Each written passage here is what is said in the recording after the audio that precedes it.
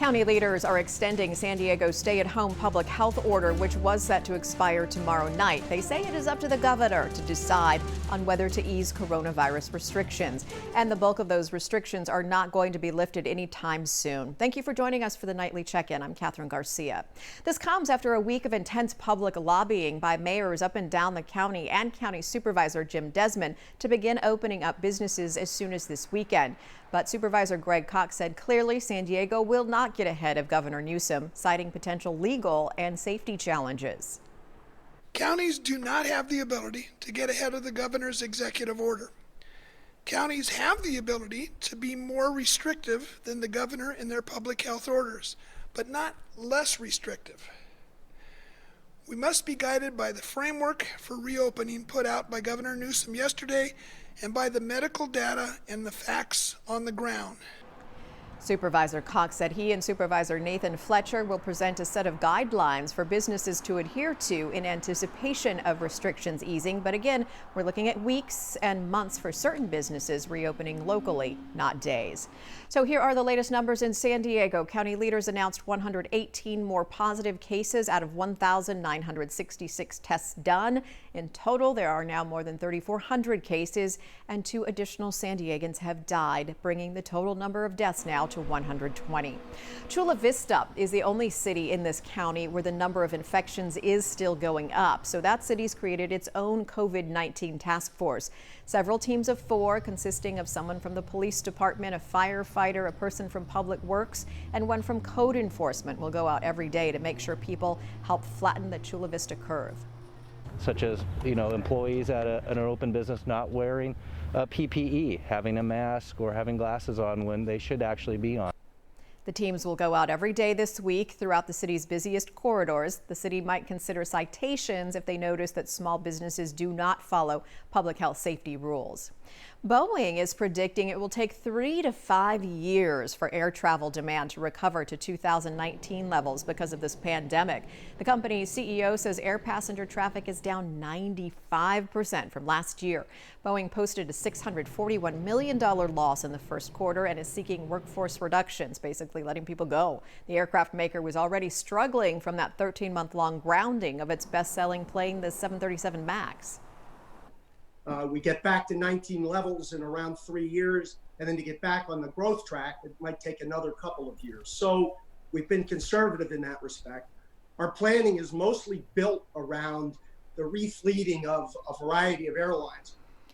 Boeing plans to cut payroll by about 10% through voluntary measures and also involuntary layoffs as necessary. The company had about 160,000 employees at the end of last year. Well, consistently cloudy skies in some spots today. So how's your Thursday shaping up? Here's Dagmar with your first alert forecast. Looking at this Thursday, we will really expect to see mostly cloudy skies, even at times through the inland valley zones. Why? Because we have 2 layers of cloud that'll kind of be floating through the region. So number 1, you've got the low cloud that will be a part of your forecast for the beaches for the majority of the day. Gradual, partial, stubborn clearing. Low 70s for the coast. Inland valleys, a wave of high mid-level cloud will stream through with partly cloudy skies, about 80 or so. Mountains also partly cloudy. That high cloud, high enough to make it over the mountains as well as the deserts. Mountains mid-70s, deserts averaging just around 100 degrees. So your Thursday, partly to mostly cloudy, temperatures on the warm side.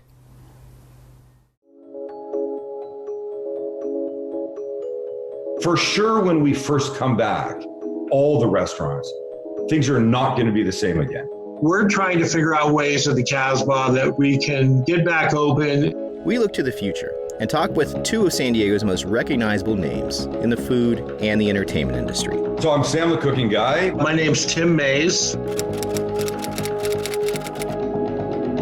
Everything's going great, and then the world takes a giant.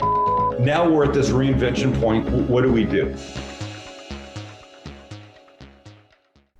When it comes to fans, Comic-Cons are definitely some of the most dedicated. And when the pandemic led to Comic-Con being canceled, a group of them got to work. Fan site, the San Diego Comic-Con unofficial blog, has launched its own Artist Alley online. The Artist Alley is a section of the convention where fans and artists can interact and network. San Diego native and now Pixar storyboard artist Bobby Rubio had a booth on Artist Alley for 15 years. He says a casual conversation during Comic-Con led him to Pixar, where he just wrote and directed the animated short called Float. Every year I would go meet my idols, and every year I would go, that's what I'm going to be. And hopefully next year we'll all be back. Hopefully. The unofficial blog has also posted the full exhibitor list for this year, so you can kind of virtually shop the floor. And Comic-Con is planning to make its annual souvenir program available for free online. We have links to all of these things on NBC7.com. Mattel's Fisher-Price brand is unveiling its #ThankYouHeroes line of action figures today. It's all part of honoring the people who are leading the fight against COVID-19 and keeping our communities up and running. There are 16 action figures featuring a selection of doctors, nurses, EMTs, and delivery drivers.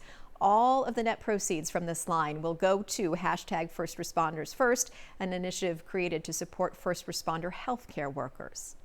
That is going to do it for our nightly check-in. Stay safe and have a good night.